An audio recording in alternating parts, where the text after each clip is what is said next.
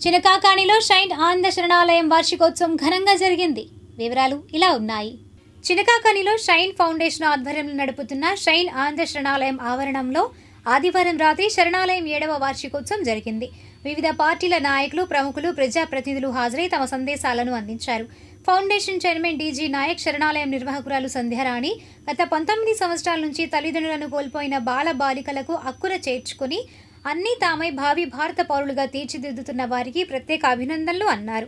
అద్దె భవనం నుంచి సొంత భవనంలోకి వచ్చిన 7 సంవత్సరాల నుంచి ప్రతి ఏడాది వార్షికోత్సవం నిర్వహిస్తూ వారిలోని సృజనాత్మకతను బయటకు తీసే విధంగా బాల బాలికలకు వివిధ కళారూపాల్లో శిక్షణ ఇచ్చి స్వయంగా వారిచే సాంస్కృతిక కార్యక్రమాలు అద్భుతంగా చేయించడం చాలా బాగుందన్నారు. బాల బాలికలు క్రమశిక్షణతో కూడిన విద్యను అభ్యసించి డాక్టర్, లాయర్, ఇంజనీర్లుగా ఉన్నత స్థితిలోకి ఎదగాలన్నారు. సమాజంలోని దాతలు ముందుకు వచ్చి చిన్నారులకు అండగా ఉండి వారిని ఆశీర్వదించాలన్నారు.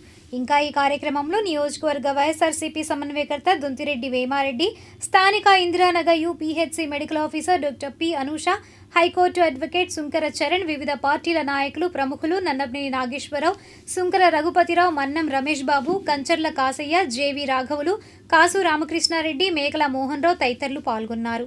హాజరైన అతిథులను నిర్వాహకులు నాయక్, సంధ్యారాణి దంపతులు శాలువాలతో సత్కరించి పుష్పగుచ్చాలను అందజేశారు. ఈ సందర్భంగా బాల బాలికలు ప్రదర్శించిన వివిధ సాంస్కృతిక కార్యక్రమాలు పలువురిని విశేషంగా ఆకట్టుకున్నాయి. కాదండి, మా పిల్లల్లో ఉత్సాహం మరి వచ్చే పెద్ద గెస్టులందరికీ కూడా నేను చూపించాలి నా సేవ అని చెప్పి అంటున్నారు. సహజంగా ఇట్లాంటివన్నీ ఉంటాయి.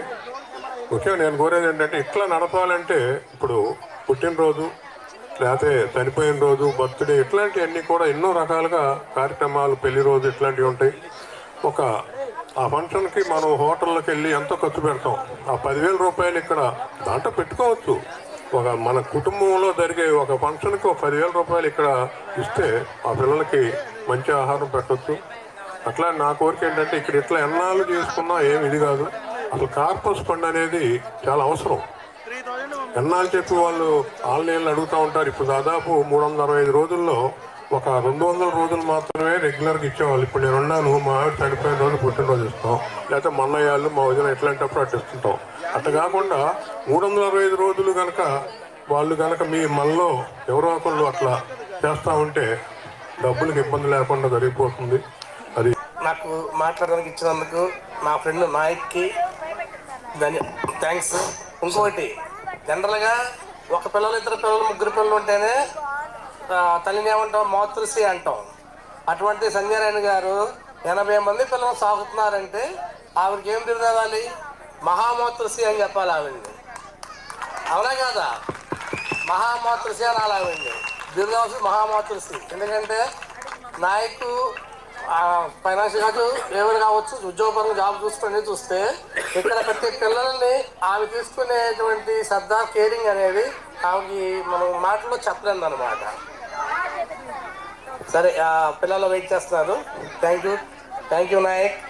మరీ చెప్తున్నాను, నా బెస్ట్.